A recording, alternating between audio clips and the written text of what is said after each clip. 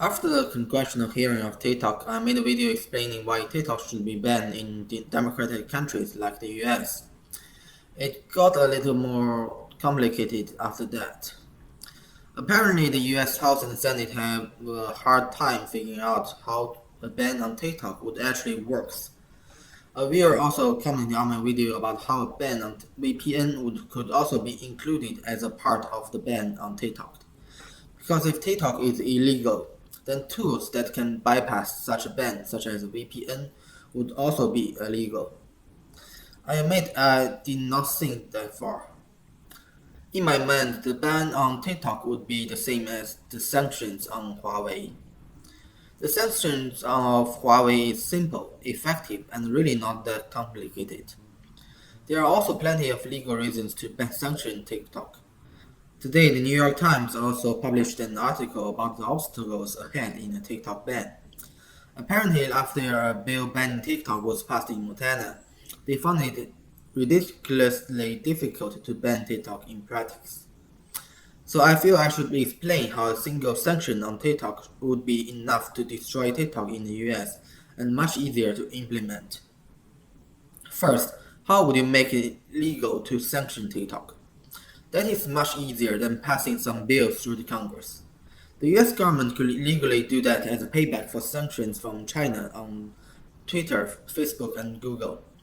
Most people outside the US are likely never made aware of such sanctions from China. That is because all of the sanctions were implemented very quietly in China. The Chinese Communist government uses what is called the GFW, the Great Firewall, to control what Chinese citizens can see online.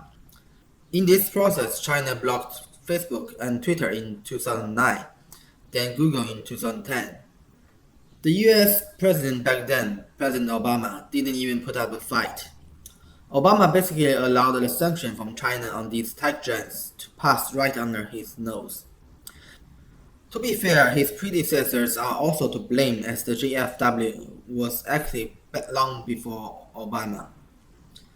But it was under President Obama that the US business really got hurt in these unofficial sanctions from China. Officially, China denies the existence of the GFW and such an unofficial sanction. But it doesn't take James Bond to figure out that you can't access Google freely in China. Now the US could build their own version of the GFW and do the same to China, but I wouldn't recommend it. Because the GFW is actually quite expensive, and doubt the US taxpayers can be forced to foot that bill the way it is done in China. Besides, there are much cheaper ways to get it done.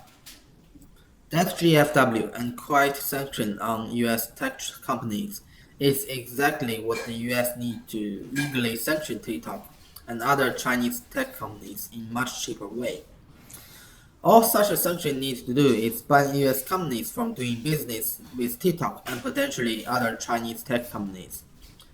Such a ban will make it impossible to download TikTok from Apple Store and Google Play Store. For iPhone, that means you can't download TikTok from anywhere else without jailbreaking your iPhone first. For Android user, you may be able to download TikTok from somewhere else, but not on the official App Store on your phone. Most people are unwilling to go so far for an app that can be easily replaced by US counterparts. Even the tech-savvy teenagers are not likely willing to go so far. As people replace their old phone with new ones every few years, most phones with TikTok will be out of use within 3 years. That means fewer US users on TikTok. Such a ban would also mean US banks can no longer do business with TikTok. This would make it impossible for US influencers to make money on TikTok. Because private citizens like the influencers won't be able to withdraw their earnings from TikTok to their US banks. For big companies, they can bypass this by using banks in a foreign country. Private citizens will unlikely be willing to go through that trouble. Without the financial incentives, US influencers will soon move on to other competing platforms that are not from China. That means fewer US content creators on TikTok. With fewer users and fewer creators on TikTok, TikTok's social influence will diminish near to none. Of course, you can argue that there are still foreign content creators. You don't need to worry about that, as a social media without the ability to socialize with the people you know would not be a successful social media. At this stage, all that left would be hardcore fans of TikTok. They will need to go through some hoops to use TikTok and will unlikely to be having much fun on TikTok. That would be insignificant, unlikely to cause any harm to US anymore. The same thing happened to Huawei, which was sanctioned by the US in similar ways.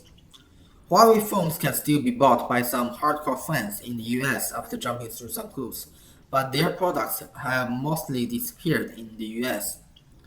That's all the proof you need to know that such sanctions on TikTok would work well. It will also work at little to no cost to the US. The US does not need to spend money to ensure that major US companies will sever their business ties with TikTok. Big companies will usually do that on their own. They wouldn't risk their business for that little.